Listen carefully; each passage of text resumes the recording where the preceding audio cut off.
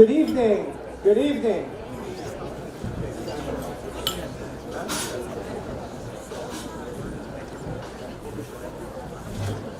Good evening and welcome. My name is Josh Smilo, and I will be your MC tonight.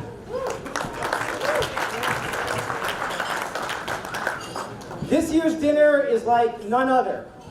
Our amazing dinner committee has worked so incredibly hard to put together an event that will do justice to our honorees, and they have done a fantastic job. In preparing for this evening, the dinner committee really worked creatively. There are videos, slideshows, and so many creative touches that I felt it was only right for me to add my own creative spin to this evening. Therefore, I have written a poem which I will share with you now. Welcome to the Congregation Israel Annual Dinner, a night in which everyone goes home a winner. What a delight it is to see you all here, in person or online, far and near. It is such a treat to be all together. I sure am thankful for this beautiful weather. For this gala event, some surprises we will share, so have a seat and relax, pull up a chair.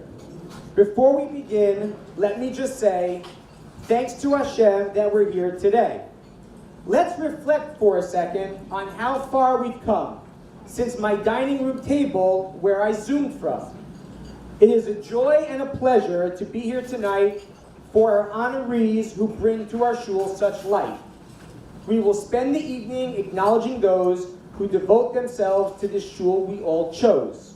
Marilyn, Eva, and the Steingarts, we celebrate you and your big hearts.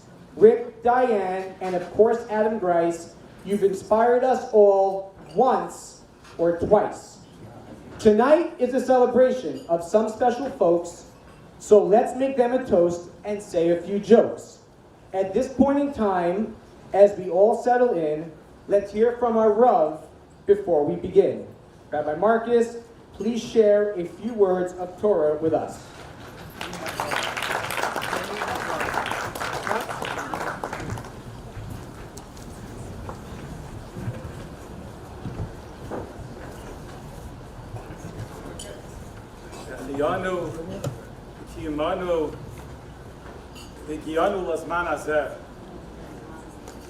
Just looking out at everyone tonight,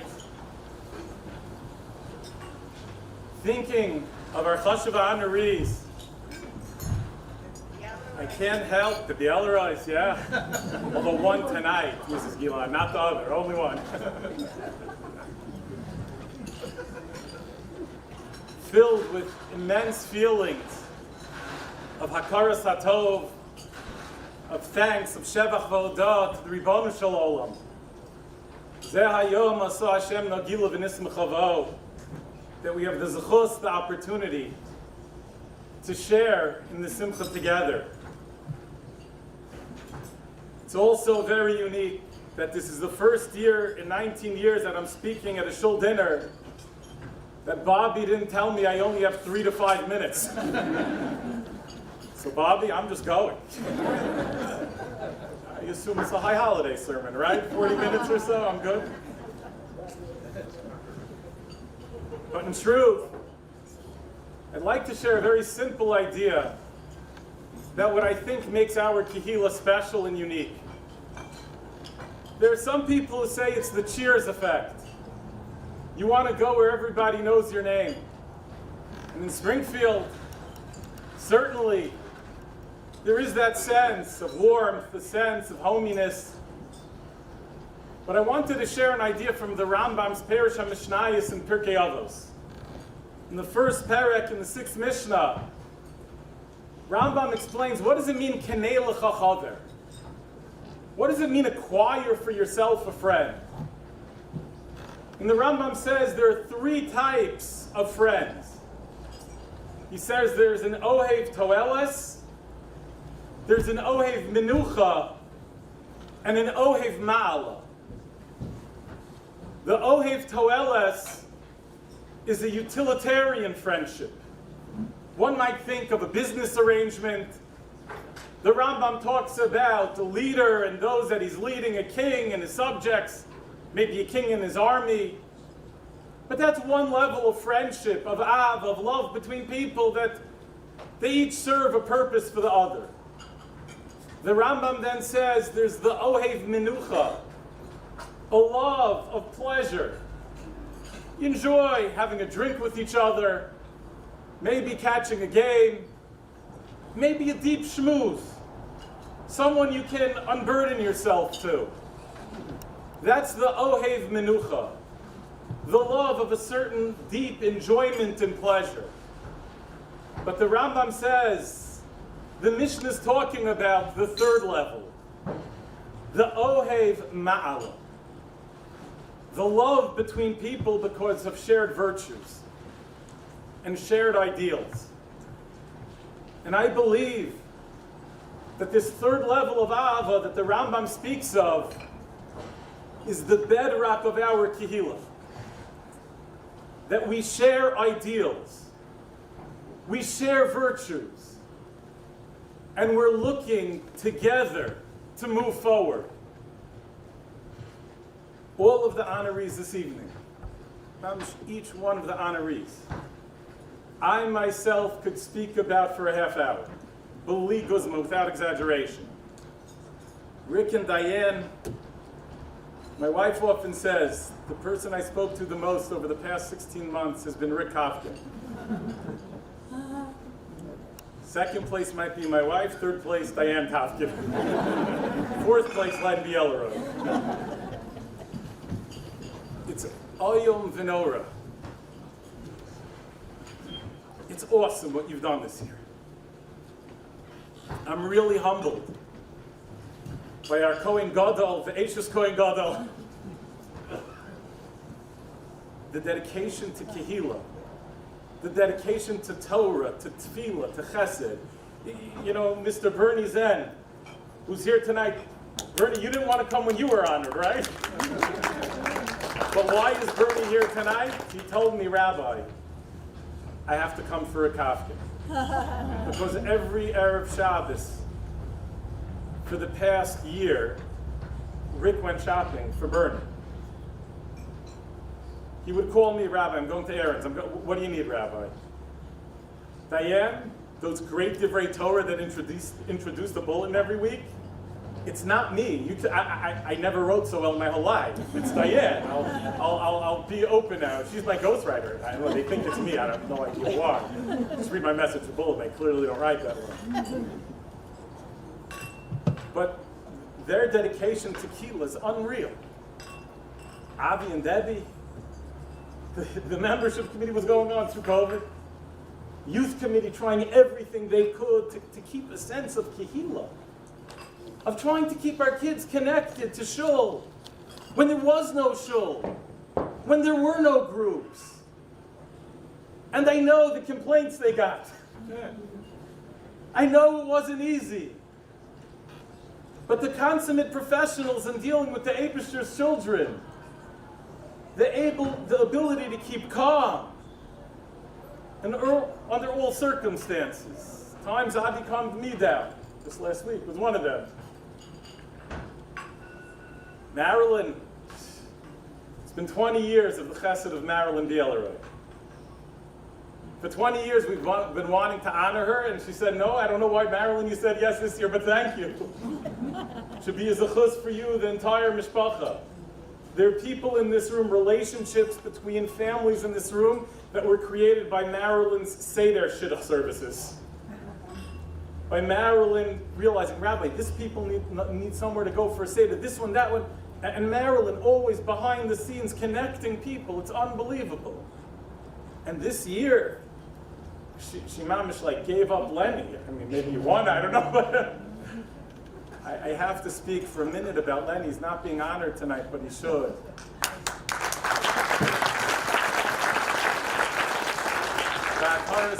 Again, I have Lenny. Knows no doubt. As I said, only to Rick and Diane is more. For this year, unbelievable. What he's done without Shashtil, Lenny likes to say Shashtil, Rabbi, didn't want an honor tonight, didn't want anything tonight, but understand Lenny's certainly deserving of it. Adam Grice, who I hope Be'ez Hashem will come, will make it here. His son's graduating tonight. But because of the pandemic, Adam worked at home from Morgan Stanley the entire year, and he said, Rabbi, he's been able to come to Minyan. He said, a blessing, a silver lining in disguise. And Adam, every Minyan, every shir, the only reason he wasn't at a Minyan was because he was on a 7 a.m. conference call with Japan, or with Paris, or with somewhere. Dedication to tefillah seen through Adam Grice is unbelievable. And Eva Gedalowitz, I actually go back with Eva's family longer than anyone else here. And Eva, the chesed and the chaim that you have is mamish directly from your parents, Fran and David. People don't know what Bali Chasadim your parents are, but I do. And Eva, it's so beautiful to see that you're mamish following in their footsteps. You should just continue to build a home la'ela the way your parents did. You know, it was 20 years ago when I was being interviewed by the whole shul for the position of rabbi. Yeah, it was a little strange. Those that remember it, I was being interviewed by the whole shul, and someone asked, where do you see the shul in 10 years from now? And I said, in 10 years from now, I see the shul on a mountaintop outside Jerusalem. Everyone looked at me like I was a lunatic. One lunatic stood up and started clapping, Sam Alexander, because we were actually on the same wavelength. Sam understood what I was talking about. It's a Gemara in Megillah, Daf Chav Tes, Rebbe Elazar HaKapar Omer, Kol Batei Kinesios, Batei Midrashos, of Bavel and all of Chutz La'aretz. All shuls, all yeshivas are going to be picked up and they're going to move to Eretz Yisrael. Because of the Torah, because of the Tefillah, because of the Chesed, that these homes of God, these Mikdash Ma'at, these temples in miniature represent.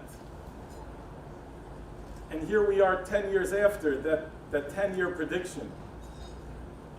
I guess I was wrong. But I'm confident that with the Bias Kol Tzedek B'Meirav Yameinu, the people we're honoring tonight are exactly the types of people that are going to make Congregation Israel on a mountaintop outside Jerusalem. It's a zechus for me to be able to grow together with everyone in this room. It's a zechus for me and Leah and our family to have such close relationships with you. And it's a zechus for me to be able to thank personally our honorees this evening. What you've done for me, what you mean to me, is beli erech, without any way to me properly be makir.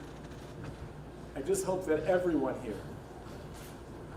here can look to our honorees, can learn from our honorees what an ohev shel ma'ala is, that highest level of love and friendship that the Rambam is talking about.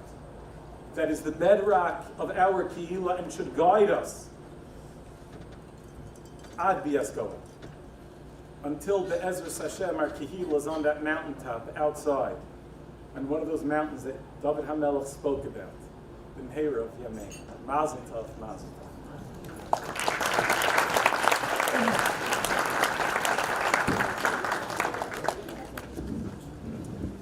Before I introduce our president, there is someone that I want to single out and thank, because every year I forget to do it. And that person is Christine Spinner.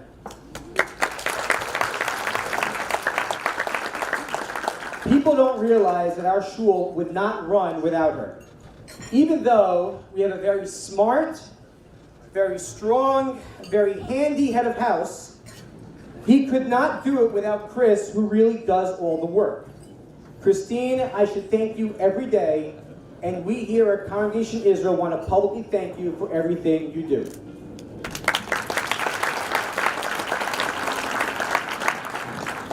And now to introduce our president, Jeff Kigner. So there's not, well, hold on, we have, I got hold like this. You're gonna sit, it's fine.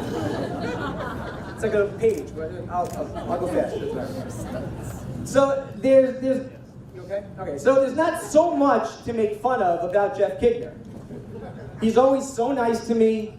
He respects my opinion, always answers my calls, never makes me feel smaller because we are the same height, or more vulnerable, or that I'm Robin to his Batman, or makes me feel like I'm always second fiddle, or that he's smarter and I'm dumber, or that he's better looking, or that he drives a Buick and I drive a Dodge. Jeff didn't steal my dining room table when we were roommates. Jeff did not sit me at a table at his wedding where I was the only handsome man with awkward single women, none of whom turned out to be my wife. So I thought it would be an overall better idea if I just made fun of our co-president, Ben Hoffer. Ben, even though we are still in your month-and-a-half-long 40th birthday celebration, which I have been told ends on Father's Day, this night is not all about you. So for one last time, happy 40th birthday. And now I'd like to call upon our president, Jeff Kigner, to share a few words. Thank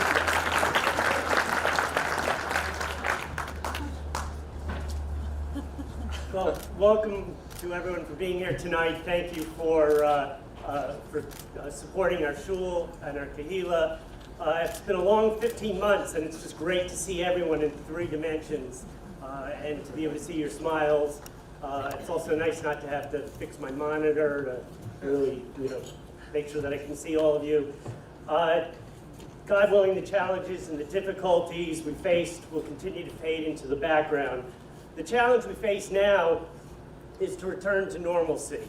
To do this, we'll need to integrate the strengths we've learned about ourselves, both as individuals and as a community in the past year, with the experiences and the practices that we connected to before the pandemic.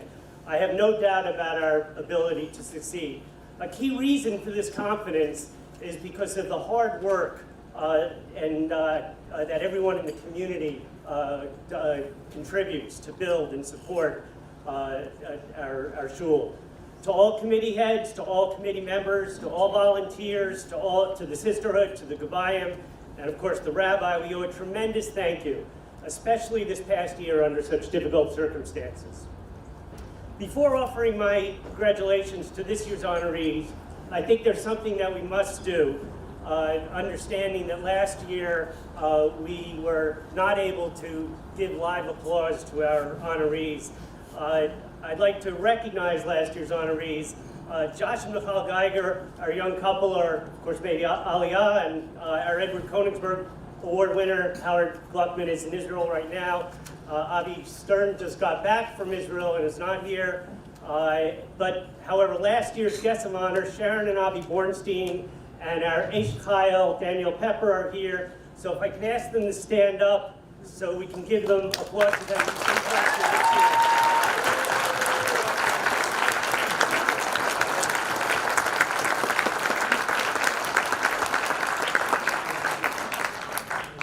Now to this year's honorees. I'm only going to spend a few sentences on each as others are going to be introducing them.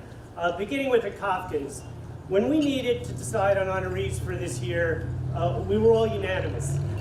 While Rick and Diane have been leaders in the community from the day that they moved into Springfield, their contributions this year have been extraordinary.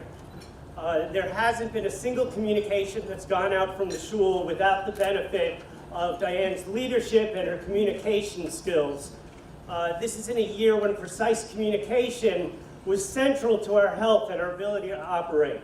And speaking of operating, minyanim would not have been possible, whether in the shul itself, whether in parking lots all over Springfield, whether it's in people's backyards. Rick's dedication, Rick's management made that possible. Diane and Rick's contributions this past year were an important part of what kept our community together. Marilyn Bialroy has been a pillar of our community for decades. I don't know where to begin expressing Marilyn's contributions. Someone else has that job tonight. Suffice it to say that for many years, the shul has wanted to express our gratitude and honor Marilyn and her husband. And I think because Marilyn knew how important this year's dinner is to the community coming out of the pandemic, Marilyn accepted the honor. Thank you, Marilyn. And I also want to thank you for setting the precedent, being the Esha Chayil, because this year, now next year, we can honor Lenny as the Esha Chayil. We're addressed? You look good. Debbie Navi Steingart.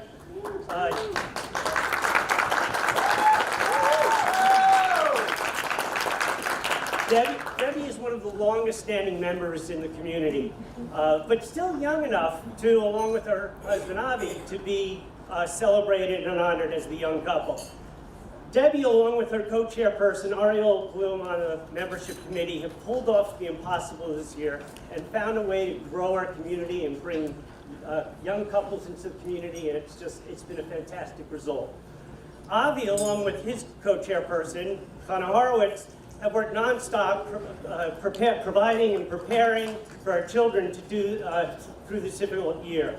And by taking the leadership and bringing in the Gersons, our new assistant rabbi and youth leaders, they have set us up for an exciting future. In a year when it was crucial for people to stand up and contribute, our honoree, Adam Grice, made an impact with this dedication to our minyanim.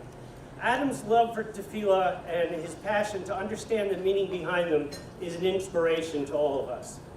And Eva Gdalowitz, our Joseph Tamam Scholarship Award winner, Eva, you are part of a very special family. And I know the rabbi just said this, and given your and your family's emphasis on acts of kindness, there couldn't be a more appropriate person to honor with this award. I, on behalf of my co-president, Ben Hoffer, the one that Josh was just making fun of, congratulate all the honorees and thank the dinner committee for enabling this wonderful evening. Thank you.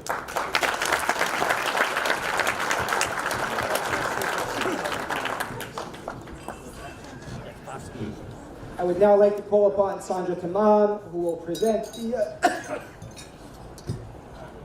the Joseph Tamam Memorial Youth Community Service Scholarship Award.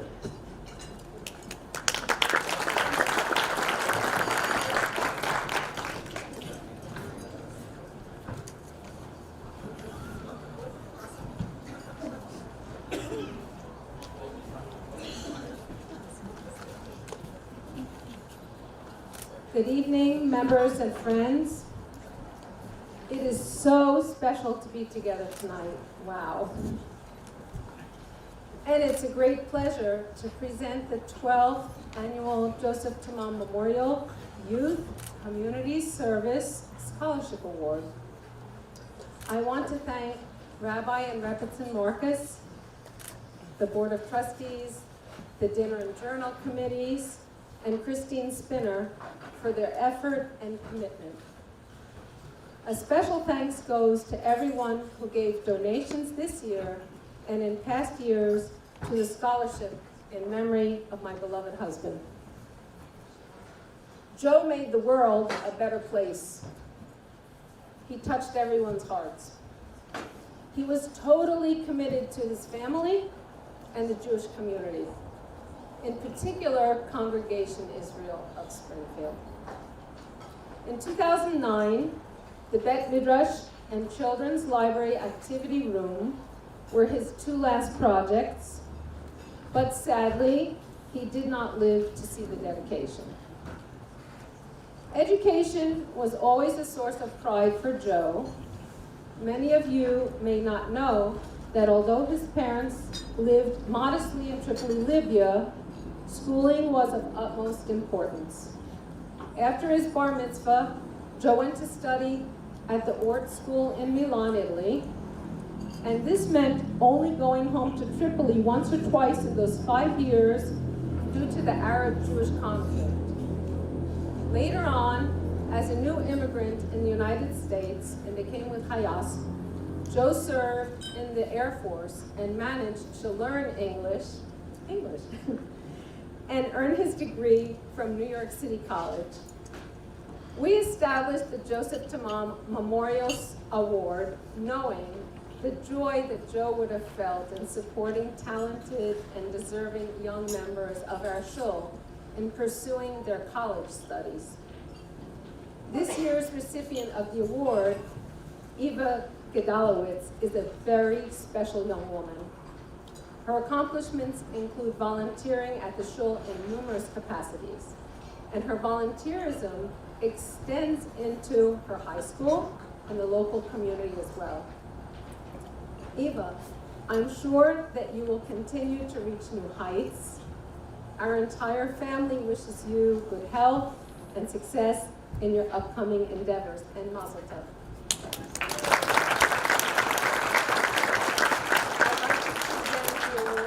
Check.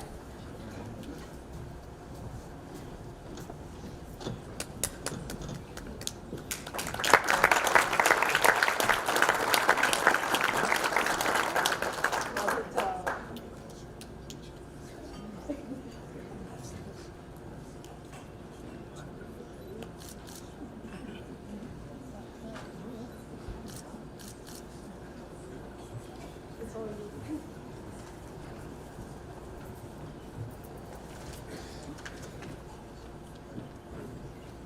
2017 was a monumental year for me. The summer before I came to high school, my family moved to Springfield. To say I was nervous would be an understatement. I was scared. I was terrified. Everything that was familiar to me was now changing. My school, my friends, my home. This change that I was so afraid of turned out to be one of the best things that could have ever happened to me. Springfield very quickly became my home, and I found my place in the shul youth department and found friends that I know I will have for a lifetime. A year after we moved here, my brother suddenly passed away. The way this community took care of my family made me realize how important it is to give back. Chesed, which held an important part of my heart, took on a whole new meaning. I saw firsthand how deeply it can help make an impossible situation surmountable. My family and I were astounded by the amount of quiet chesed so many people do in this community on a daily basis. It is inspirational and transformative. Since that experience, I've actively sought out ways that I can give back, whether in school or in the community. I felt a new kind of feeling, one of contentment and accomplishment, and it's a feeling I always want to have in whatever I undertake. Next year, I plan to attend Tomer Devorah in Yerushalayim, where I look forward to building on my love for Chesed and Torah values. Afterwards, I will be attending Landers College for Women in New York, working my way towards a degree in psychology. Chesed has become a part of who I am thanks to this community. Thank you, Rabbi Marcus, for leading a community that is so focused on Chesed. Thank you for being such a dynamic teacher and mentor, and for making my family feel so welcome here. Thank you, Benny and Art Bromberg, for giving me the opportunity to be part of the youth department and for making my siblings and I feel as comfortable in the community as possible. Thank you, Mom and Dad, for always pushing me to excel in whatever I do and for planting the love for Chesed in me and each of my siblings. I've heard so much about Joseph Tamam, who he was and what he meant to this community. I've heard about his generosity and the warm connection so many felt towards him. I've heard about Joe's involvement in the community and his commitment to Torah values. I only wish I had the opportunity to meet him. Thank you, Sandra Tamam, and your entire family for this meaningful award and scholarship. I hope that I too will one day be able to leave as meaningful an impact on this world as your husband has. Thank you.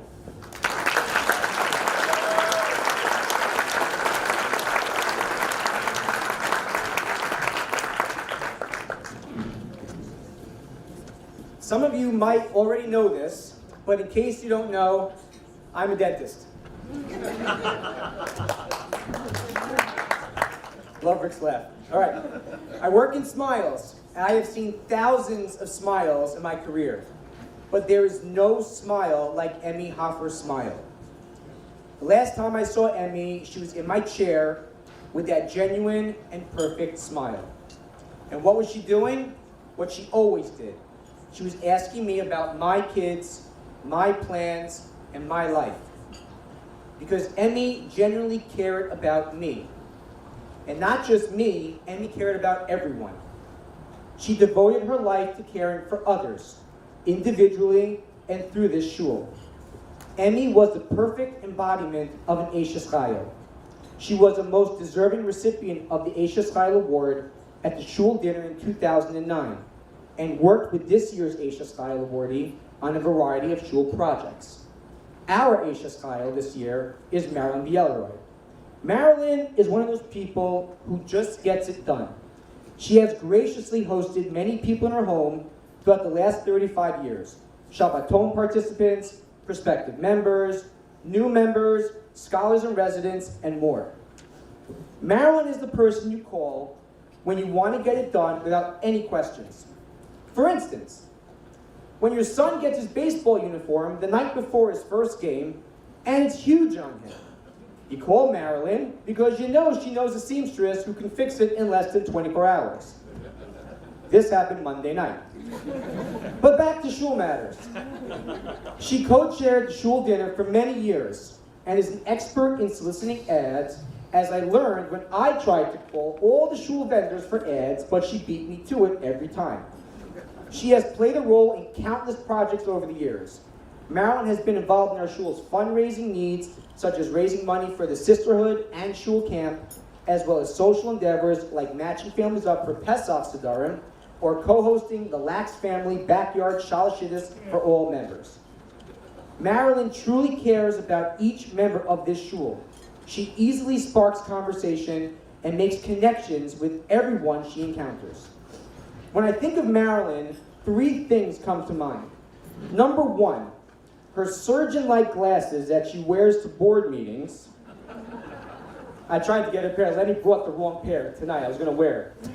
Number 2, the way she so casually sits in shul with her arm over the back of the pew like she owns it. And number 3, her famous Hanukkah sweaters. But we all know that the reason that Marilyn is receiving the Asia Style Award tonight is because she's married to Lenny. We love Lenny. We love Lenny. But in all seriousness, it is my absolute pleasure to present the Asia Style Award to Marilyn Bielroy.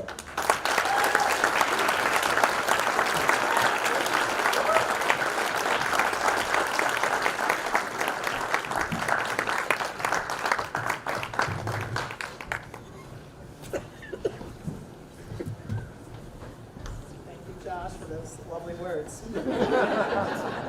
I'd like to start off with a few thank yous. First, to my dinner chairs, Dolores, Bobby, Sherry, Danielle. Thank you for the tremendous effort in making tonight such a wonderful success. This is definitely one of the hardest working committees in this shul, and each and every one of those women are previous Neshei Chayil awardees. I am proud to join your group. In addition, thank you to Diane Kofkin for all your behind-the-scenes work and advice. At this time, I would also like to remember a dear friend, previous neighbor, and previous Asia Chayil awardee, Emmy Hoffer, Zichronah Livracha. We miss her. Rabbi Leah, immense gratitude for your leadership in making this community the dynamic and warm world that it is, and most especially for your guidance, wisdom, and friendship. Len, my partner in everything, my best friend, for always being by my side to make everything possible for me to do what I do. And of course, for all your tireless work on behalf of our Kehillah, as well as the Kehillah on Brantford Beach. You are a role model for our family and community. And you are my Ish Chayil.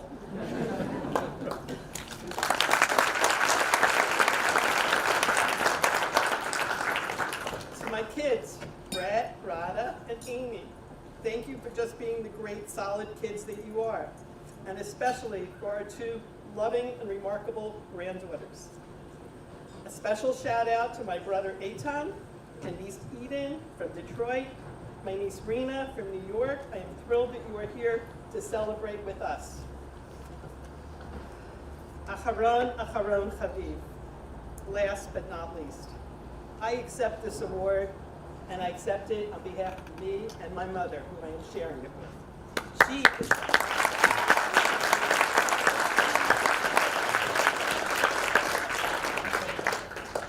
She is the quintessential Eshet Chayil, who gave me the foundation and tools needed to succeed.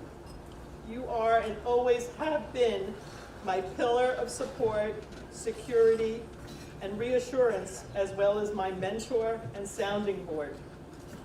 Growing up, your dedication to family, shul, school, community has been a shining example for me.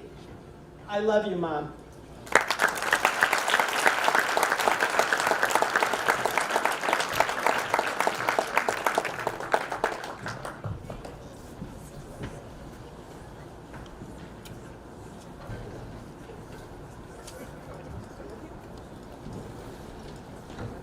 We're just trying to locate the gifts.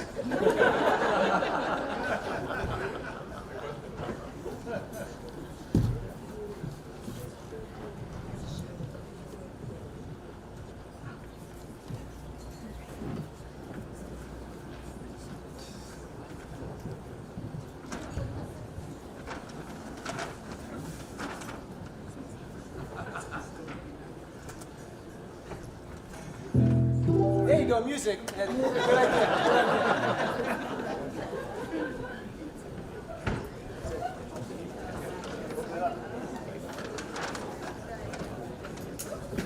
You know, this dinner committee, you know. I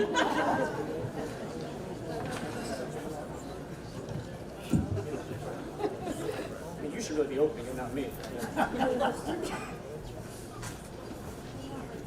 It's wrapped very well, also.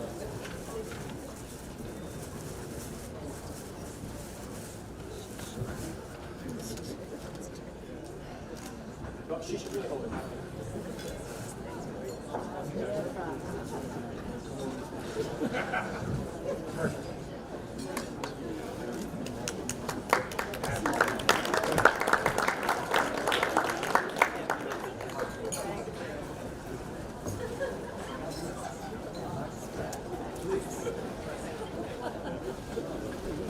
Okay.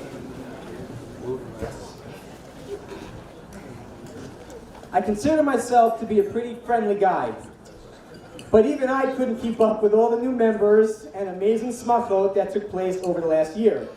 There were babies being born, families moving in, graduations, bar and bat mitzvahs, and more.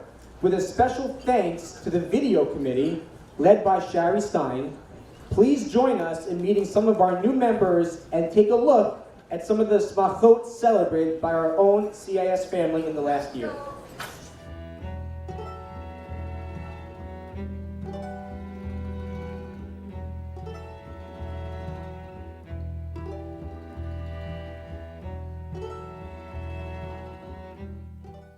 Hi, I'm John. I'm Chaviva. We just moved here this past August, but we are New Jersey natives. We have 4 children. Our oldest daughter just graduated Rutgers. Our next daughter just finished her first year at Maryland. Our third daughter is graduating 8th grade at Kushner tonight, which is why we can't be here. And our son is currently a 5th grader, also at Kushner. So why did we come to Springfield? Well, for the #1 bagel store in New Jersey. Yep, New Jersey 101.5 listed Bagel Supreme as the best in the state. Really, go look it up. Seriously though, after living in other communities, we knew that we wanted to be in a small one-shul town where there was a sense of achdut. And after this difficult year, we look forward to getting to know everyone here better. And I personally can't wait to brush up on my Karabach Nigunim. So see you soon.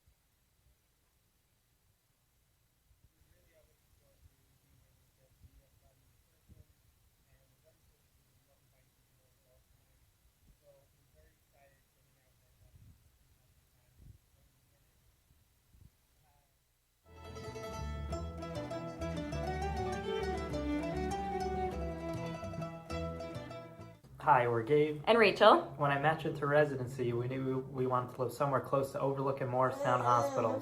Due to the pandemic, however, we actually hadn't visited Springfield, but after speaking to a handful of shul members, we realized it'd be a great fit for us.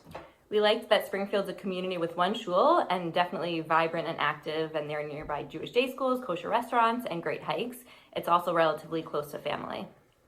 We're looking forward to the day when our son can meet more friends at shul and for having meals with people and socializing at shul kiddushes. Thank you so much to everyone who so warmly welcomed us this past year.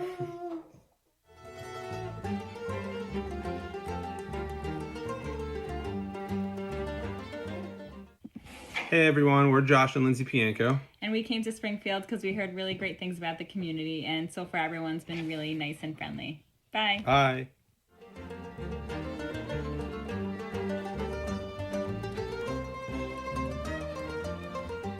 Hi, I'm Max. Hi, I'm Helena. We chose to move to Springfield because we were looking for an out-of-town community with one shul where everyone knows each other. A few things that that I and Helena already like about Congregation Israel is just how welcoming and friendly everyone has been towards us so far. We moved in during the pandemic, but we really feel a part of the show. We really feel welcome, and so many people have came over to us and introduced themselves to us. Another thing is the Rav, Rabbi Marcus. He has made himself available to Helena and I and to answer any of our questions. He knows Moshe Chaim by name, which Moshe Chaim loves.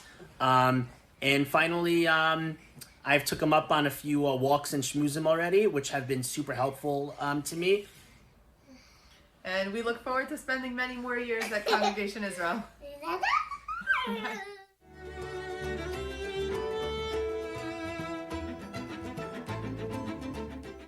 Take 32. Hi, I'm Danielle. And I'm Adam. And we recently moved here from Teaneck, New Jersey.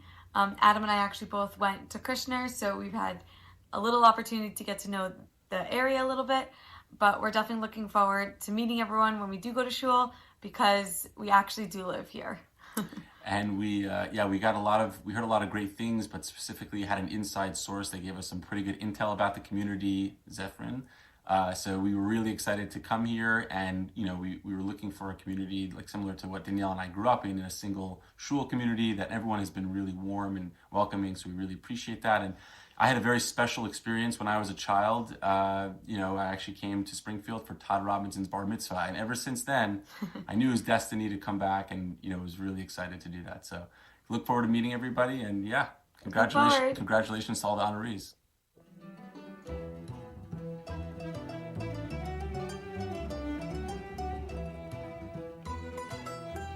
Hi, my name is Sigal.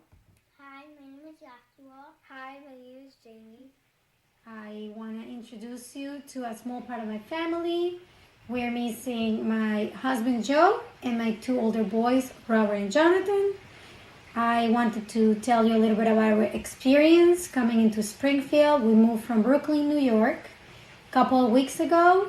And since we moved, we have loved everything about Springfield. The kids feel safer and happier. We came to look for a better life. And I think we found it. We found the right place. Your community is lovely. Everybody's so sweet, so welcoming. And we really appreciate how nice everybody has been since we came. I also like all these WhatsApp groups, the ladies from Springfield. I have read every single message they wrote, and I have learned so much about Springfield. I feel I already have been living here for a while. So thank you everybody for being so welcoming. Bye. Bye. Bye.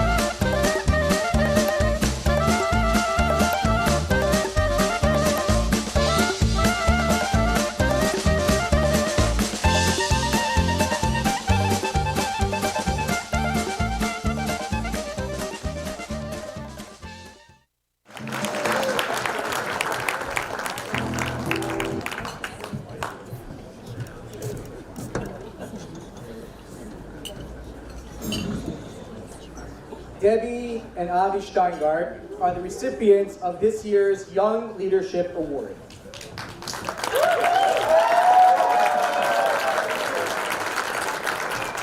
They both serve crucial roles for our shul. As a co-chair of the membership committee, Debbie is responsible for making sure prospective members get a sense of how special our community is. After new families move in, Debbie and the committee work to help integrate them into the community. Additionally, Debbie plays a key role in events such as Mystery Shabbos, Noats. It's pronounced notes, Oh, Notes. Sorry. Notes and Yom Chesed. Avi plays an essential role in caring for our children. Debbie also is responsible for caring for kids, but in terms of tonight, we need to focus on Avi's caring of the kids in our shul. As a co-chair, I thought that was funny. That wasn't, didn't take. All right, whatever. As co-chair of the youth department, Avi has the thankless job of overseeing youth groups, from our youngest group members through our Wilets. With his kid-at-heart nature, I am tempted to say he plans most of the youth events just so he could have a good time. There you go. All right, there you go. He has also served as Gala Shlishi and keeps parent-child learning engaging and motivating for the kids, week after week. Over the past year, Debbie and Avi I'll start again. Over the past year, Debbie and Avi had to get really creative in their roles here at the shul. From virtual youth events to outdoor prospective member meet and greets, Avi and Debbie have been able to seamlessly continue their roles in a meaningful way despite the situation. It is because of their wholehearted dedication, energy, and commitment that we are proud to award Debbie and Avi Steingart with the Young Leadership Award this evening.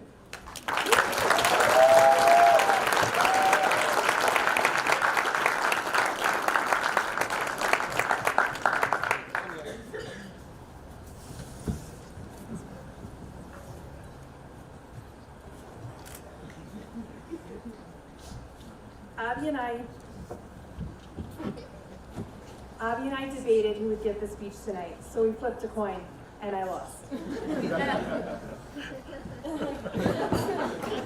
Thank you, Josh, for the warm introduction. Thank you to Rabbi Marcus, the dinner committee for their hard work, and thank you to our family and friends and to our extended Congregation Israel family for being here tonight. The last time my whole family was here was when my parents were honored a few years ago, and it's very meaningful for me to carry on the tradition. Let me give you an example of what Congregation Israel means to us. I was in Gala one Friday morning in seminary when all of a sudden I hear someone yell, "Abstan!" I turn around to see who that was. I didn't recognize him at first. He comes over and says, "I know you might not recognize me, but I am here in yeshiva because of your family." Our family had invited him over one Friday night.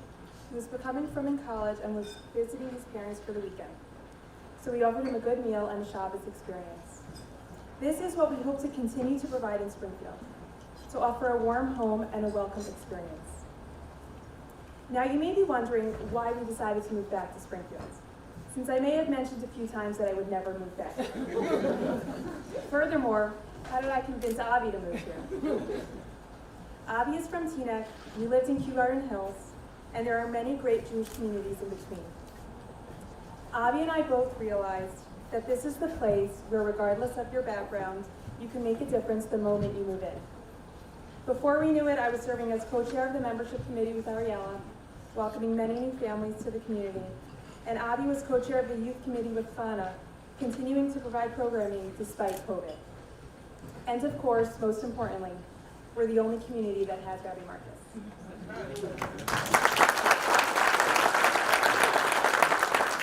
How do we know we made the right decision? Of course, only time will tell. But watching our son Gabriel hang out with his friends on Shabbos afternoon and meet Avi and Shul for Mincha helps validate our decision. Avi and I have never looked back and look forward to continue to enjoy the growth of our community. Thank you again for the honor and enjoy the rest of the evening.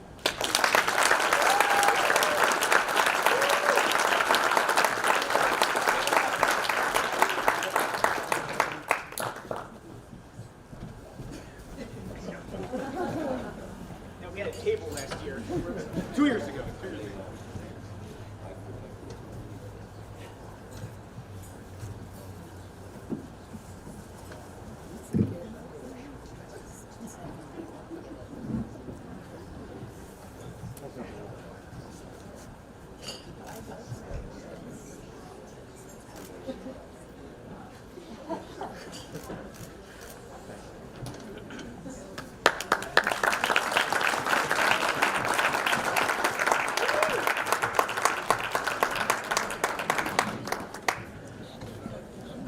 our guests of honor this evening. Okay.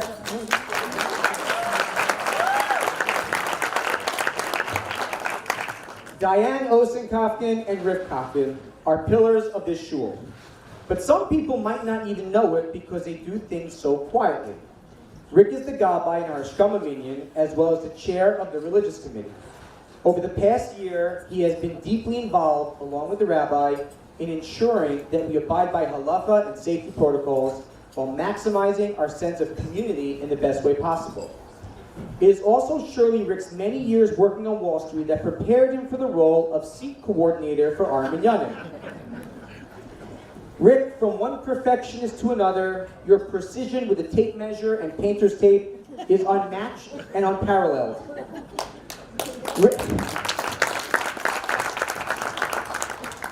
Rick and Diane are both deeply involved in Torah learning.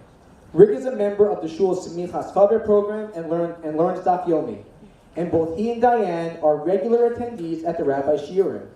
Diane is a writer who devotes herself to editing Reach HaSadeh, the shul's Torah journal. This role takes a significant portion of her time, and she is committed to ensuring that the journal is the professional book we ultimately receive. She has served on the shul board and currently serves on the security committee and sisterhood. Diane was also deeply involved with the Milton School and JKHA, along with Rick, founded Ahavas Torah in Short Hills. Diane's crafting of the shul's communication is mellifluous. Her smile is magnanimous. I have one more. And her dedication to the shul is simply meritorious. Diane is malgaphonous, which for those of you who do not have Diane's vocabulary, is the opposite of megalophonous. As you can see by my vocabulary, I am a graduate of the lower track of the Hebrew Academy of Nassau County. I am honored to present this year's Rabbi Israel E. Turner Memorial Award to our guests of honor, Rick and Diane Kopkin.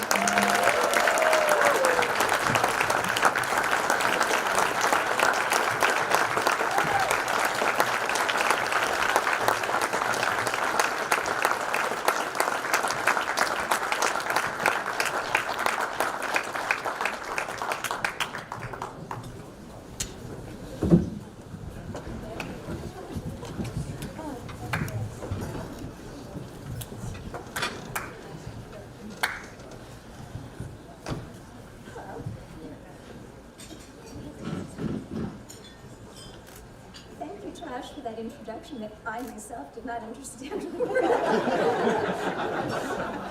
I'll have to go back to that dictionary very quickly. Thank you also, wherever you are anyway, Josh. Right here. Hi, we're here. Hi, thank you so much for making this such a fun. My pleasure. Birshut Moreinu Rabbeinu, Rabbi Marcus, our beloved mentor and friend, Rabbi Solomon, Rabbi Reuben, Rabbi Eagle, Rebbitzins Leah, thank you, Josh. Rebbitzins Leah Marcus, Rabbi Solomon, and Yasser Eagle, esteemed CIS rabbis, honorees and guests, cherished family and friends. 1,000,000 years ago, when people still watch network television, there was no escaping the commercial featuring the tagline, "I'm not a doctor, I just play one on TV." That actor was telling the truth, by the way. Chris Robinson starred in General Hospital for more than 30 years. I, on the other hand, am a novice in many arenas, while Rabbi Israel E. Turner, Zichrono Livracha, was a consummate public Torah personality. Thank you all for honoring us in his memory and for encouraging me to follow his example. Long before I started watching soap operas, I fell in love with fiction. As a child, my worldview was shaped by the creators of The Little Prince and Sherlock Holmes. Holmes tells Dr. Watson, the world is full of obvious things which nobody ever observes. While the fox tells the prince, it is only with the heart that one can see rightly. What is essential is invisible to the eye. I've spent many years trying to actualize these aphorisms, but before the pandemic struck, I had never once thought to to link them to Birchot HaShachar, the morning blessings. Moreover, I'd never perceived we must also thank Hashem for a bracha that is invisible in the siddur, but just as essential, for endowing us with the capacity to become the compassionate people He created us to be. Becoming the people Hashem created us to be. This, of course, is the work of a lifetime. But if our collective losses have taught me anything, it's that we all share the same burdens and blessings. And Avodat Hashem requires a heart that sees rightly and hands that eagerly embrace every opportunity to connect with others through Torah, Tefillah, and the Gemilut Chasadim. My parents of blessed memory, Cantor David and Shirley Olson, tried to give me a head start on this enterprise by connecting with everyone they encountered. What a pleasure it is to be able to celebrate tonight with my sister. We've shared the same nicknames for decades, so I sometimes forget that her name is actually Sharon. Thank you, my little P, for a lifetime of seeing and doing the essentials for me. Mrs. Judy Singer, who knew my parents even before she married her Basher, gave me another new name. Thank you, Judy, for doing me the greatest chesed ever by introducing me to Rick, who still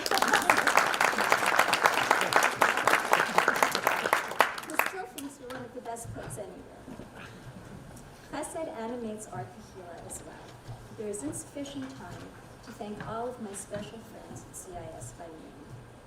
But please know how grateful I am to you for sharing your lives with me over so many years of separation.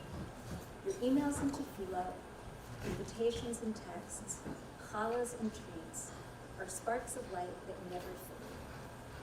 But I'd be remiss if I failed to mention a few shul members whose kindness has cheered me during particularly challenging times. Henry Hoffer of blessed memory was the first person I met at CIS, and the only person ever to invite Rick and me on a cruise. After my mom passed away, Moshe Rosenwein and Amos Alter read Megillah for us, and Sam Alexander recited Kaddish. Tova Silberman kept me put together and standing tall during davening. And Henry Stein or Elisa Kigner walked me home every Shabbos. The Greenfields made us part of their family. We feel like we were their family. Sheila Bank cared for our dog Kofi as if he were her own. For years, Perla Wiseman and Sharon Borenstein have sent me weekly virtual hugs and more. David Schiffman calls just to ask what's cooking. Edna Goodman graciously pretends my Hebrew is achma, and I will always aspire to be more like Alana Perez. Thank you all for acts of kindness that come naturally to you and mean the world to me. I've also learned a lot about chesed from working with brilliant CIS partners like Adam Sheps, Sherry Stein, Chris Spinner, and Ashley Weinstein and Shari Stein. I deeply appreciate your discerning eyes, open hearts, and eager hands. There's someone else here tonight whose DNA is distinguished by loving kindness. Our entire family is privileged to welcome Rabbi Mendel Solomon, on whom we have relied, believe it or not, for half his life. Rabbi, your wisdom, guidance, and support, along with your jokes, always elevate us Kavkins and Olsons. Thank you to everyone in Ahavat Torah for keeping us in your hearts and on your minds, and for enhancing our simcha. Like Rabbi Solomon, many dear friends supporting this Gala are also visionary leaders who see and do what's essential, including former presidents of JKHA and KYHS, and many fellow volunteers and executive board members. Among those celebrating with us tonight, besides our very own Henry and Lenny, are Alice Klein, Martha Mike, Robin and Brad Clapp, Janet and Sheldon Rosenberg, and Fran Schwartz. I'm also grateful to be celebrated with my prized cafeteria companions, Ellen Arian, Sheva Mel, Judy Sandman, and Debbie Rosenwein, who make carpool a lasting source of pleasure. And of course, Kol HaKavod to our trailblazing educational leader, Rabbi Eli Rubin, for illuminating our paths. Thank you all for teaching us so much about leadership and teamwork and for your generous support of CIS. Rick and I are proud to salute many other loved ones from Serena's schools, the dock, and Saratoga, who motivate us to grow and practice chesed so thoughtfully. We're especially grateful to our first fabulous friends here in New Jersey, whose connections to CIS predate our own, Arlene and Michael Gordon and Julie and Luke Karchin. The Gordons are the beloved relatives of the late Mrs. Rose Schwartz, and the Karchins are the children of Mr. Sam Sirota of blessed memory and Mrs. Beverly Sirota, who endowed McVeigh's route. Thank you for the exceptional loving kindness you show us every day, and for extending your chesed so generously to our membership. And hello to Banu and Susu and everyone watching at home. We owe a special debt of gratitude to our annual dinner chairs, Sherry, Dolores, Bobby, Marilyn, and Danielle. Thank you for working tirelessly year after year to advance our shul's spectacular growth and for orchestrating this unforgettable gala. And where would Rick and I be without Rabbi Marcus? Rabbi, you dazzle us with the light of your Torah and your Neshama. Thank you for the immeasurable kindness you've shown us and for helping us grow exponentially in our quest to emulate your example of chesed v'rachmana.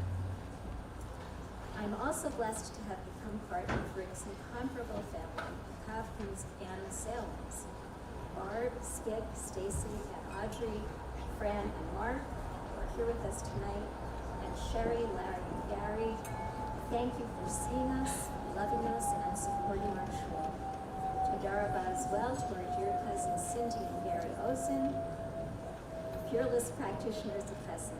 And hello to Aunt Lolly Peckman, Uncle Albert Kreiser, and all our cherished nieces, nephews, and cousins watching at home. A special shout out to David and Mary. Thank you all for helping to make this event such a success. Finally, it is both a joy and a zechut to be related to role models who are powerful forces for good, personifying every attribute, value, and midah I admire most. Our daughter Serena is as radiant as the sun, an endless source of inspiration and insight, love, and light. I'll be out in about 10 minutes. Our son-in-law, Adam, is a beacon of intellect, empathy, warmth, and wit. We are enormously proud of your achievements, but we derive our greatest knowledge from knowing that you always see brightly and give so much to others. Thank you from the bottom of our hearts for suffusing our lives with so much love. And as if all these brachot weren't enough, I'm married to a man who embodies the verse, or Zaru Letzadin, light is sown for the righteous. Rick is a maritime lead, an enduring source of enlightenment and enrichment for our family, our friends, and our kahila. If the world is sustained by Torah, Avodah, and Gemilut Chasidim, Rick is one of the luminaries who sustains us.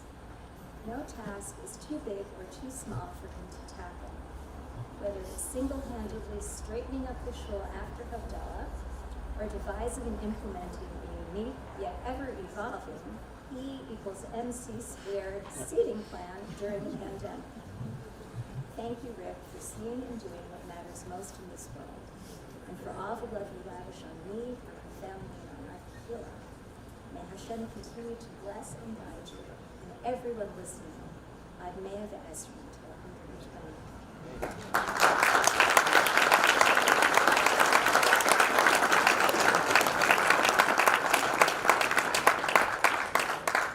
Mazel tov to Marilyn Bielwright, Debbie and Abby Steingart, Adam Grice, and Eva Godalowitz for your richly deserved awards. And thanks for all you do for CIS. Again, thank you all for including me among the honorees and for your loving and generous support tonight and every night.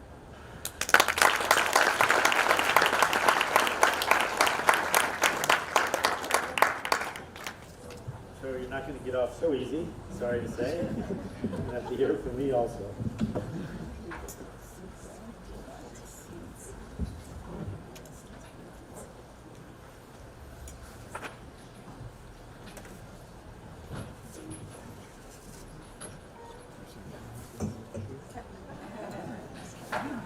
you, everyone.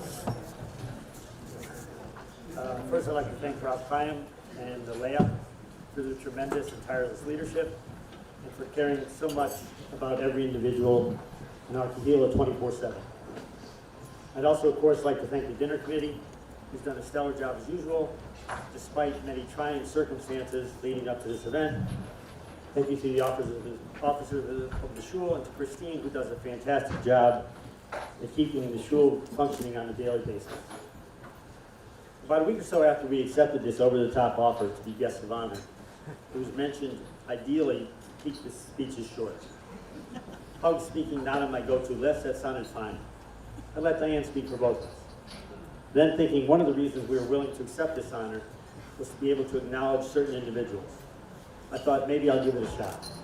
But then I thought, will I even have enough time? So I followed up with the chairs about this. They smiled and said the time suggested was just a guide. And I started to think, the last, say, 2 minutes of a football game, basketball game, timeouts, commercials, replays, can seem interminable.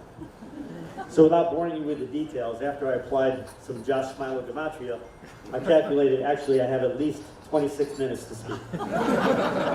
Some of you are familiar with my personal CEO, Brock Lesnar. Brock since reminded me that after factoring in Roy Williams' retirement, all Smilo gematria is doubled. Thank you, Brock.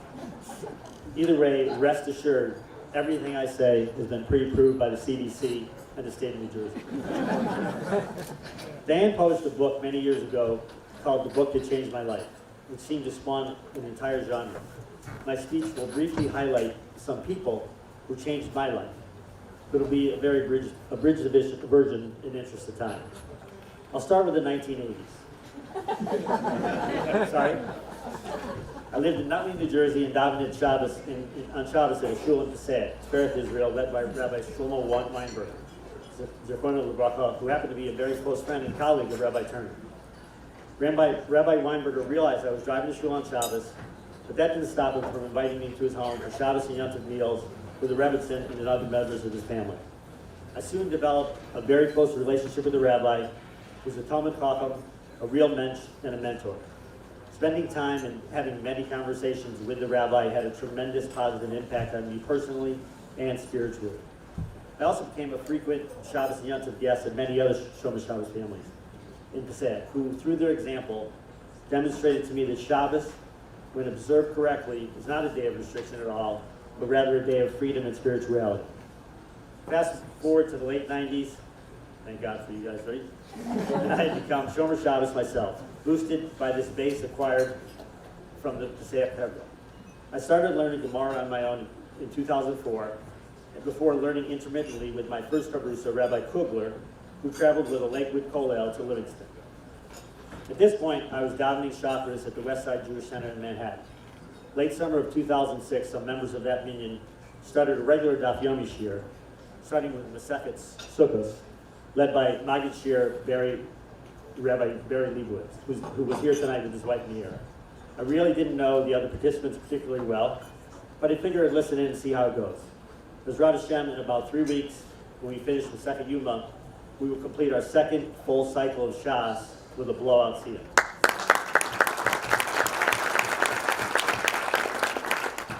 The minyan in Shir was and is predominantly made up of commuters.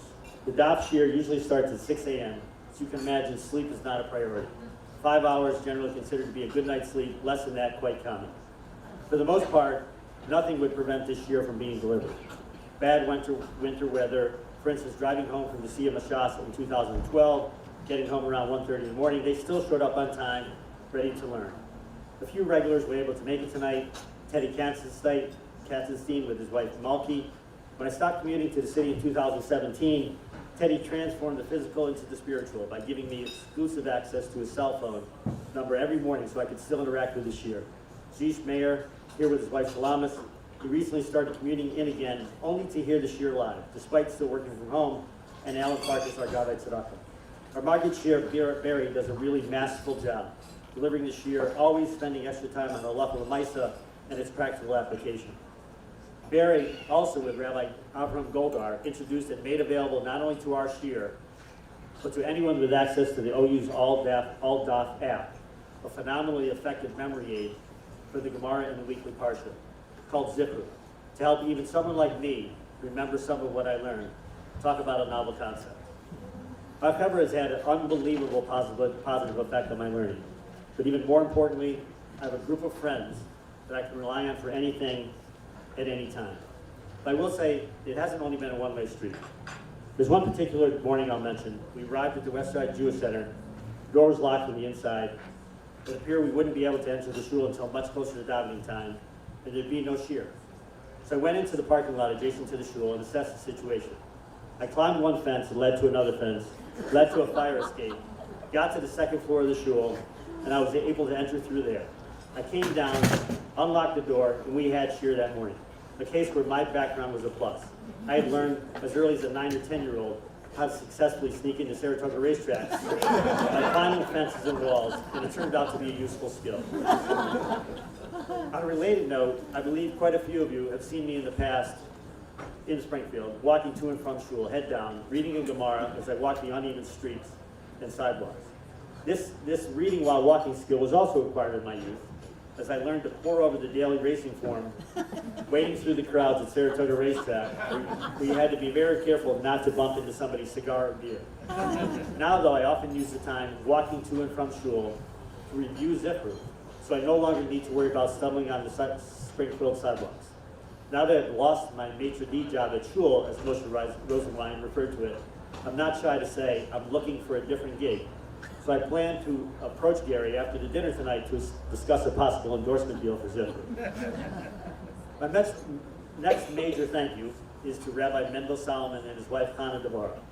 The rabbi and CD demonstrated an incredible Mesiras Nefesh to keep our congregation in Short Hills going, Ahavat Torah. Now, Baruch Hashem, they run what is likely one of the biggest Chabads in New Jersey. The rabbi also showed tremendous dedication to me and my family as congregants and as friends. Quick version of a couple incidents. One year the rabbi had a commitment in West Orange on a Shabbos and coincided with my family visiting to commemorate my dad's yahrzeit. The rabbi simply woke up early Shabbos morning and walked the approximately 7 miles to our shul to get there in time for davening, Kriyas HaTorah, and the Chayims with my brother-in-law Skip. Fast forward to 2014 when my mom passed away when Rabbi Solomon happened to be in Israel. So he chartered a plane and piloted back to Newark. Just wanted to see if you were still listening.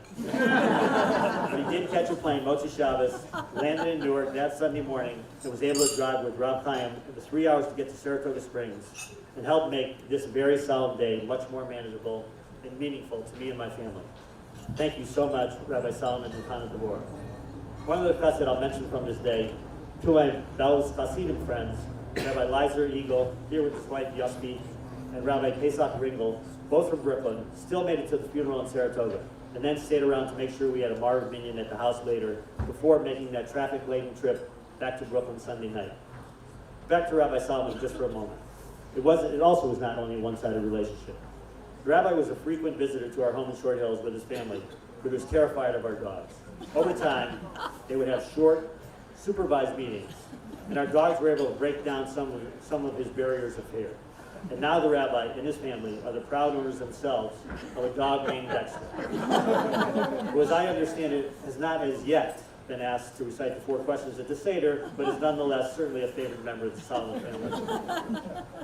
One more brief acknowledgement. My ophthalmologist, Joel Eichler, also from Short Hills, here with his family, with his wife Robin and his mother Carol. If we ever have a problem or even just a question about our eyes, I simply text him and get instant service. He even gave us an exclusive opening of his office on a Sunday. Joel likely learned this sort of chesed from his parents, as we had a similar relationship with his dad, Phil. The next person I'm going to briefly discuss is my steady Chavrusa and CIS resident chesed, Adam Reich. We've been learning together since he moved to Springfield approximately 7 or 8 years ago.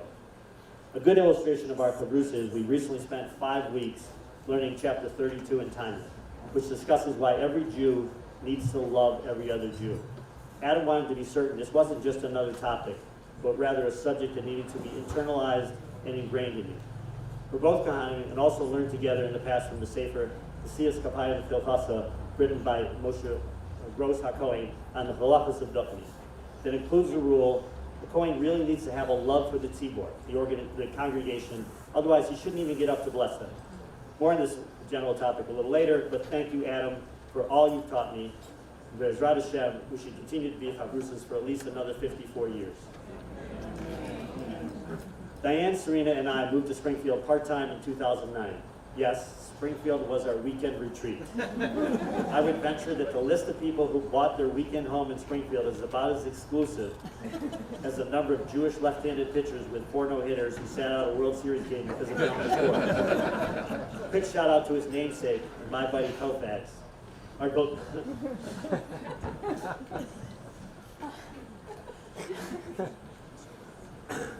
Our golden retriever who died a little before the Yom Narayan last year.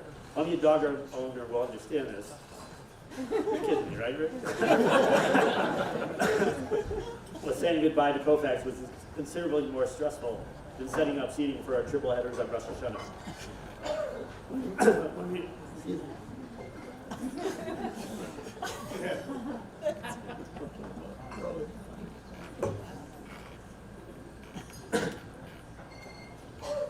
When we moved to Springfield, both Diane and I knew Rav Chaim, who were already very impressed by our interactions with him. After we joined the community, we realized he's not only a Talmid Chacham, but also a Baal Chesed, way beyond the norm. He's had an enormous positive impact on our lives. We learned in Masechet Brachos on page 7, yes, a Zikru reference, that it's better to attend to your teacher of Torah than even to learn from them. It's explained there by the Maharsha that by observing your teacher's actions, you can gain so many valuable and practical lessons. I have the incredible fortune to be able to do both, to learn Torah from Rav Chaim and to observe his everyday actions and character, and hopefully absorb some of both. Now I'd like to briefly introduce my family. My oldest sister, Sharon, wasn't able to join us tonight, who thankfully has a short memory of all the times I gave her such a difficult time as my babysitter, as a top contestant in any game would name that tune. Stacy, the youngest, who's our eternal optimist and life of every party. There's an 11-year gap between Stacy and myself. Before Stacy was born, I was the baby of the family, the only boy, and my mom is Syrian. You think I was spoiled at all? And Barb, the middle sister, who's our family CEO, who organizes virtually all of our family get-togethers. Barb works even harder in retirement than she did as an executive VP, volunteering her time to many organizations, including her synagogue. Barb's husband, Skip, is also here tonight and a true friend. When we were buying that vacation home in Springfield in 2009, post-mortgage meltdown and banks were very reluctant to lend money, Skip let me know if we encountered any problems, he'd be happy to lend me the money. It turned out to be unnecessary, but the gesture made the process much less stressful. Bottom line, no one could ask for a more loving and reliable family. Now to our children. Baruch Hashem, Serena and Adam met when they were both students at Penn. They're the absolute models of how you want your children to ideally turn out. They're a perfect match, and their personalities and behaviors are drenched in kindness. They are very compassionate and concerned for the welfare of others and for the welfare of our society as a whole. Thank you for being exactly as you are. I'm so proud of both of you and love you so much. Now Diane. I could go on and on describing her virtues, but I'll keep it shorter than that. She's a behind-the-scenes consultant to so many people, assisting them with a wide range of tasks, such as college applications, party planning, as well as much more demanding tasks, such as offering game-changing advice on complex legal issues. Perhaps you think I'm exaggerating. How can anyone give solid advice on such a wide variety of topics?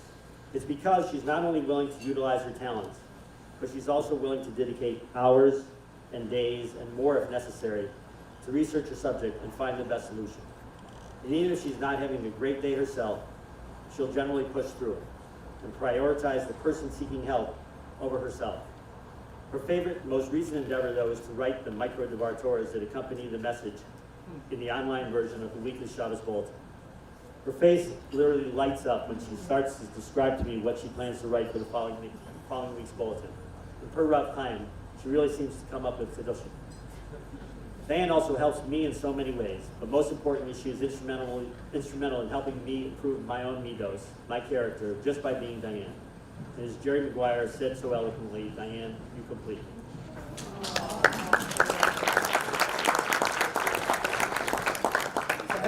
So I have to try to wrap things up before Janet starts yelling last call.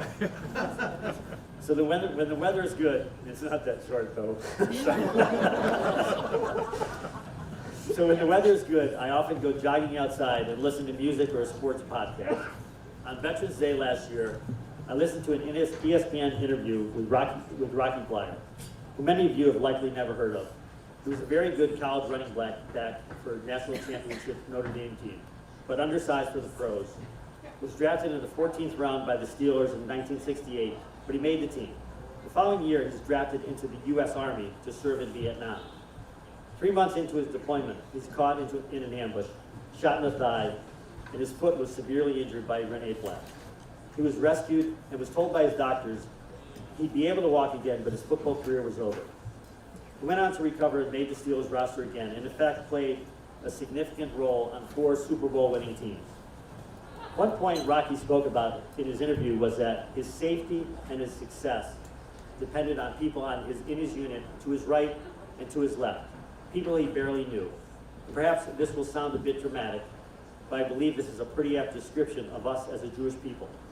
Ironically, it's when we as Jews are literally in a firefight and we're struck by tragedy that we all come together and can rely on one another. But otherwise, sorry to say, we often don't appear to be particularly united. In fact, as time passes, it seems we've become more and more polarized from other Jews on our right and on our left, whether it's political, religious, or some other divide. Perhaps it's Democrat versus Republican, Orthodox versus conservative and reform, Haredi versus modern and secular, and Jews that demonize the idea. We often separate into factions and forget we're all members of the Jewish faith. And when we do this, very often ego and self-interest get in the way of unity. It's obviously 100% fine, for example, to prefer the Democratic or the Republican platform and vote accordingly. But we're all Jews, not supposed to be defined by polarized platforms, but rather by Hashem and His Torah. We learn Pirkei Avos from Passover to Rosh Hashanah, where the sages beautifully describe so many midos to help us interact with our fellow Jews. That's approximately 5 months of learning, yet we often ignore many of these lessons. We need to be able to break down the divides and at least be able to have a civil conversation with one another. As I said earlier, Adam Reich and I have been learning from Tanya. During Spiros HaOmer, however, we detoured from Tanya and learned from a sefer that Adam has, Erech HaChaim by Rabbi Elimelech Biederman, in which Rabbi Biederman published a letter from the Rambam to his son, advising his son to avoid machlokas, which is conflict, at all costs. Sadly, this concept of machlokas and its destructive effects have been illustrated in so many of our recent parshas. The Rambam says in his letter, don't debase your soul in argument. Be disgusted by machlokas. It destroys the body, the soul. I've seen children blackened and families wiped out. Groups broke apart, cities, Hasidim are lost, men of faith, honored people knocked down, wise men proclaimed how bad machlokas was, but we haven't gotten to the end of the matter. Therefore, have hatred for machlokas. Run away from it. Distance yourself from anyone who loves it, or you'll be included in their sins. The Rambam wrote this letter approximately 1,000 years ago. I'm sorry to say, it doesn't seem like we've learned anything. I believe machlokas and strife among fellow Jews is our #1 problem. I don't have an opinion on our #2 problem. I believe the gap between #1 and #2 is enormous. I'll try to make a simple analogy. Most people say the Yankees' Mariano Rivera was the best reliever of all time. Even a Mets fan like myself has to respect his talent. Who was #2? I don't know. No one was really close. To use a phrase from my business, Mariano Rivera has no cover. I believe Jews totally disrespecting other Jews is our #1 problem with no cover.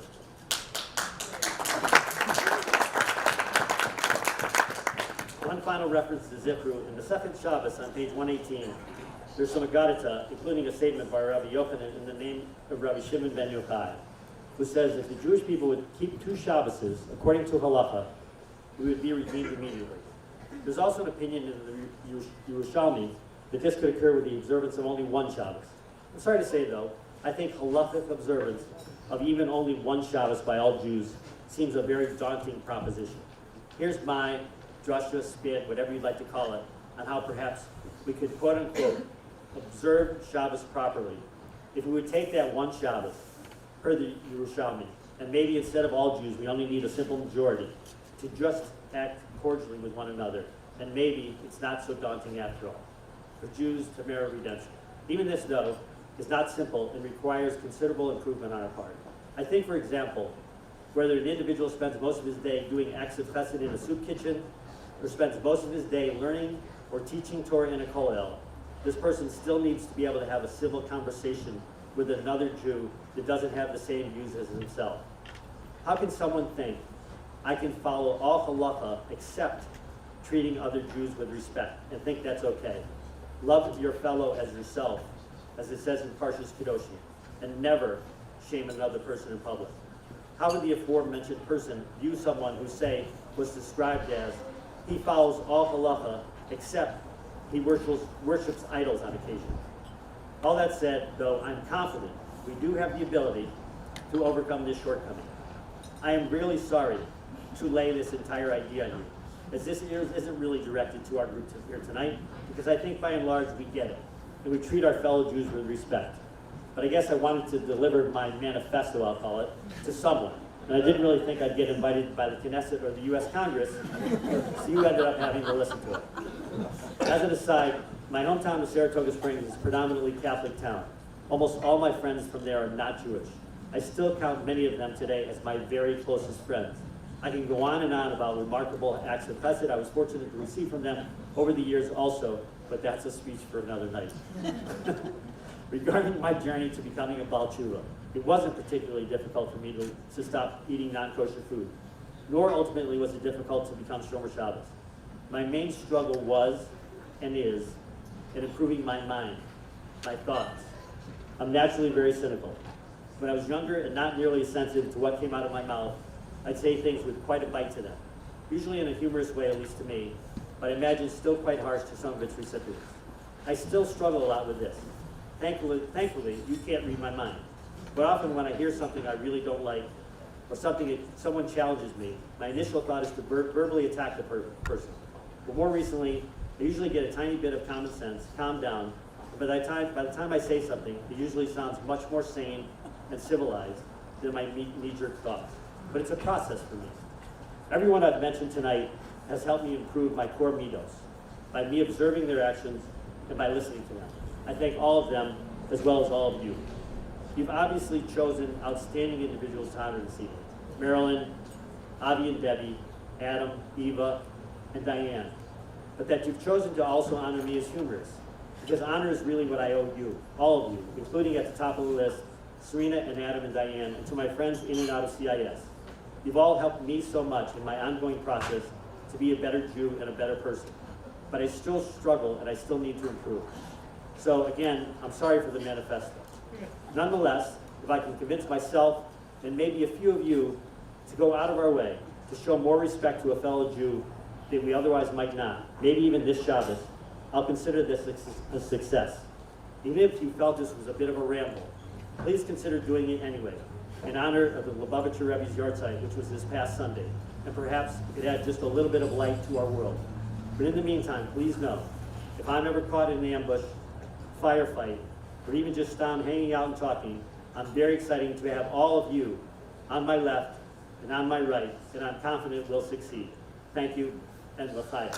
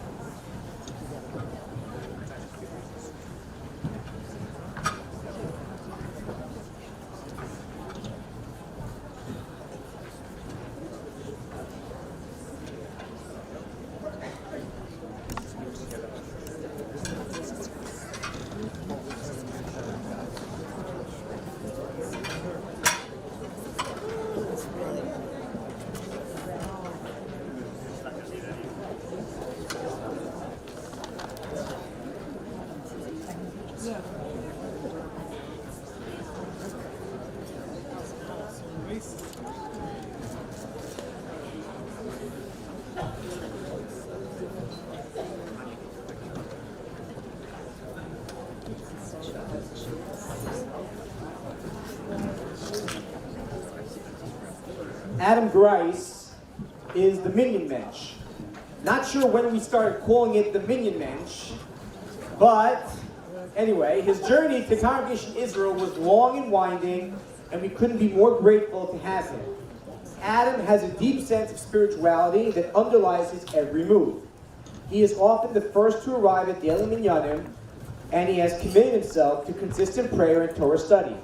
I believe he holds the record for most sharp marks in a sitter in our shul. He also has great knowledge of fine wines and cigars. Now that everyone who used to live around us has moved away for some odd reason, it's been a pleasure having Adam as a walking partner to and from shul. He has used his creative skills to enhance our Torah learning through designing svarim such as the Gutnick Chumash and the Practical Tanya. My wife and I spent a long time searching for Ramon's lyrics to incorporate into this speech, but as it turns out, their lyrics aren't particularly appropriate for this event. Adam, your dedication to prayer with a minyan is admirable. We at the shul are so lucky to have you, your enthusiasm, and your deep commitment to Torah growth to inspire us. Please accept the Edward Koenigsberg Memorial Award for minyan attendance.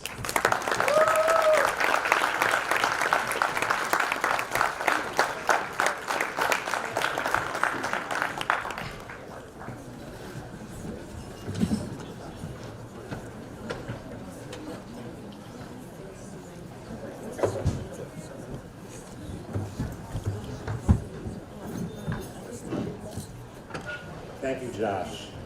Can everybody hear me? Yep. I've received many awards throughout my graphic design career, but there is something about the Edward Koenigsberg Memorial Award that is extra special to me. When I first joined Congregation Israel, I have to say I was in awe. Everyone was so knowledgeable, so dedicated. I'd always thought to myself, what would it take to be recognized by the shul? That could never be me. I don't come close to the yeshiva upbringing of most of you here. So when Rabbi Marcus approached me about receiving this award, I was admittedly taken aback. Who was I to be recognized by the shul? Some of you know my story. I was raised in a conservative secular home, when conservative was conservative. Like many secular Jews, we went to synagogue twice a year. With that said, Judaism was very important to my family. My mom lit candles, she had separate dishes for Passover. Until the day she died, she never mixed milk with meat or broke dietary laws. So yes, Judaism was instilled in me at an early age. From kindergarten through 4th grade, I went to Rabbi Harry Halpin's East Midwood Day School in Brooklyn. I have to admit that I hated it. When we moved to Jericho, New York, I went to public school. But I continued my studies in Hebrew school 3 days a week. I really hated that. When I look back now, I'm thankful for what they did for me, as I was given a Jewish foundation and I can read Hebrew, which many secular Jews cannot. In my teens and young adult life, religion became less important, but I still never missed the high holidays. While my father passed away at 48 years old, my mother was the glue that held my extended family together. She and my grandparents, and she always continued to express the importance of who and what I was, a Jew. In 1994, when I met my wife, Risa, I was in a very non-religious place. Yes, we did the high holidays, and there were periods when we lit candles, but it became less important to me. There were times that I even questioned the existence of God. In 2004, we moved to Springfield and joined the Reformed Synagogue. This was more for our boys than anything. It really didn't mean much to me at that point, but I knew it was important. My mom passed away 14 years ago from ovarian cancer, and after her death, I was absolutely lost. How could there be a God? Then 3 years later, my grandmother died. I was at an all-time low. At this point, I lost all faith, and when describing how I felt, I used the term soulless, not even understanding the seriousness of such a statement. For the Shiva, my uncle had a Chabad rabbi come to the house. The rabbi spoke of many things that I'd never heard. I asked him about it, as it didn't even seem Jewish. He then said 3 words to me that changed my life. He shook his head and he said, "This is Kabbalah." I was intrigued, and after that I started searching. Those 3 words ultimately brought me to the Kabbalah Center in New York City, where I finally was exposed to Judaism in a spiritual way. It was there through Kabbalah that I learned the meaning behind it all. I studied Zohar, God was real. I started doing rituals. I started praying daily, morning and night. I did things that were never on my radar. A few years later, I met Rabbi Mendy of Springfield, Chabad. It was he who introduced me to Rabbi Marcus. And after all those years of watching all of you walk back and forth to and from the shul, I texted Rabbi Marcus one day and I asked if I could come to a Shabbat. He said to me, "You can come anytime." So I started coming every Saturday. Many of you in this room welcomed me. While I was self-conscious, you didn't care at all. I never looked back. Then 2020 hit, the pandemic that shut down the world. It was through Rabbi Marcus's Zoom minions that I learned the nuances of davening properly. And when the shul opened up again, I started coming to minions. This was the one silver lining during this miserable time, as working from home enabled me to attend. Sadly, in this period, we lost my mother-in-law to COVID. Davening with a minion enabled me to say Kaddish for her, and that made it even more important for me. I've been told that I was often the 10th man. I actually made a difference. If my parents could see me now, I know they can. While davening daily with a minion has been routine for many here, this was new to me, and yes, I've grown to really appreciate it. While I have no idea how going back to work in New York City will impact my ability to attend daily minions, I do know that I am a changed man because of all this, especially because of this shul and our rabbi. I've been told about Edward Koenigsberg, and I am truly honored to receive an award in his name. I thank those who were a part of selecting me for this honor. Now I must say a few thank yous. First of all, thank you to all who welcomed me here in the beginning. There are too many to name, that many of you are in this room. You've embraced my wife and I with warmth, friendship, and hospitality. Thank you, Adela and Rabbi Mendy Blasovsky, for all your encouragement early on. Thank you to my good friend, Jeff Neckenoff, who many of you know as a Zomra DJ and entertainment. Jeff has been a mentor and a support to me for years, and I have learned so much from him. Thank you to my good friend, Rabbi Chaim Miller, who changed my life the day he walked into my classroom to actually learn from me. It has been an honor to be a part of his creative process and to be linked to the Practical Tanya, a true masterpiece. Rabbi Miller has also been a mentor and a teacher, and I've grown tremendously because of him. A big thank you to Lenny, Rick, Jeff, and Ben for making it possible to daven in person again, and a special thanks to Rick, who worked tirelessly to make this possible. Thank you, Sherry, Dolores, Bobby, Danielle, and Diane for working so closely with me on the invitations and for your support regarding the scheduling conflict I had tonight with my son's graduation from high school. And thank you to all the dinner and journal chairs for adjusting this program so that I could accept this award in person. Thank you, Rabbi Marcus, for being my Rav, the greatest teacher I have ever known. It is no accident I found you in Springfield. There are not enough words. And finally, thank you to my wife, Risa, who did not sign up for any of this. She was a part, she didn't. She was a part of many discussions early on regarding why should we even bother to join a synagogue. I've evolved from who she met 27 years ago, and I won't sugarcoat it and say a lot of this has been easy. But she has been supportive and stood by me, even if it wasn't her thing. And for that, I'm so grateful. In closing, thank you again for recognizing me with the Edward Koenigsberg Memorial Award. I congratulate all my co-honorees, and I will truly cherish this. Thank you.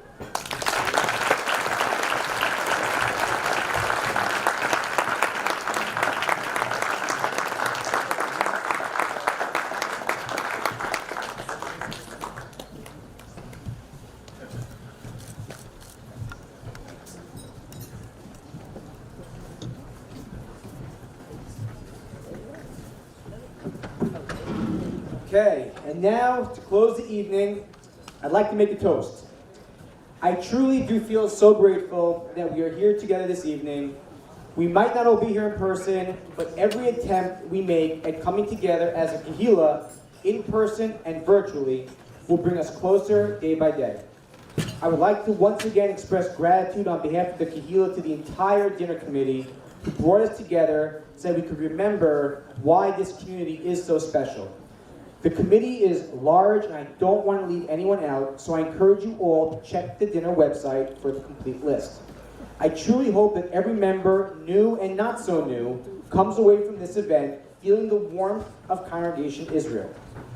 And of course, I'd like to make a toast to the Rav, who works night and day to make sure that we stay connected as a shul family. So everyone, raise your glasses, l'chaim and mazel tov to all of our honorees. L'chaim.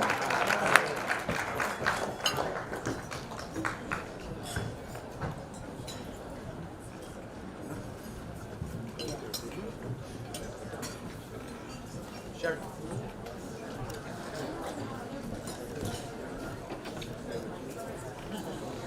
All right, we have another video, so everyone please enjoy the video.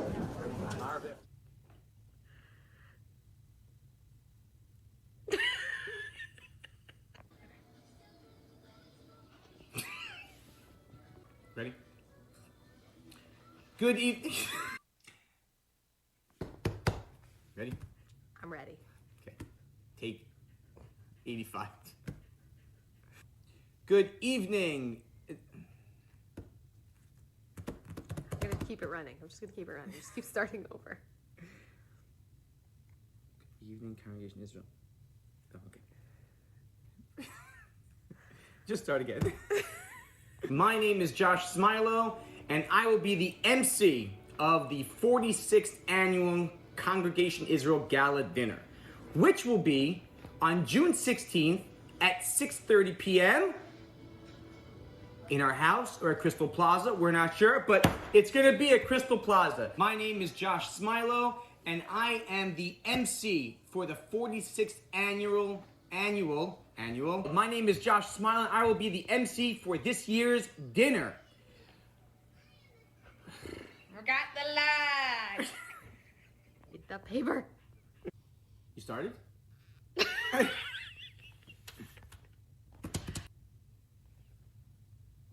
You started, didn't you? Because I can crop. Oh, okay. Gotcha. Okay. Do I go? Where's the click? I did it already. What am I doing here? Well, I am here to tell you that we are here because... I feel like I'm going around in circles over here. Maybe we need a script. Now, in the next few weeks, you will be receiving some videos that will, from other... We are looking... Okay, but... I'm sorry. I'm just gonna keep it rolling. No, it's not. You can't. How are you gonna cut that? I can cut the whole thing. No, you can't do that. Yes, I can. No, you can't. I know how to edit videos. No. We are so excited to celebrate all of our amazing honorees for this year's dinner. They are... Oh. Maybe you should write them on this paper.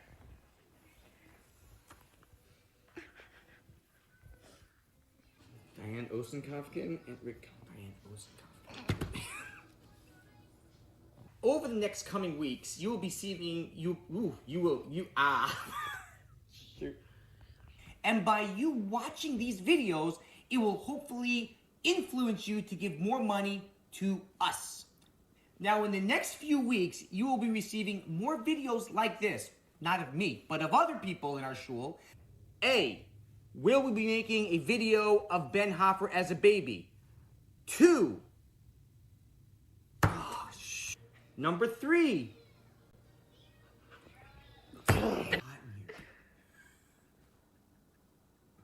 And not only that, but just a reminder that this year's dinner will be June 16th, 6:30 p.m. And we hope to see all of you together. Will not go off book. I will not go off book. Say it to me. I will not go off book. But in all seriousness, we are looking very forward to spending this year's dinner with you and all of our special honorees. And remember... Start again.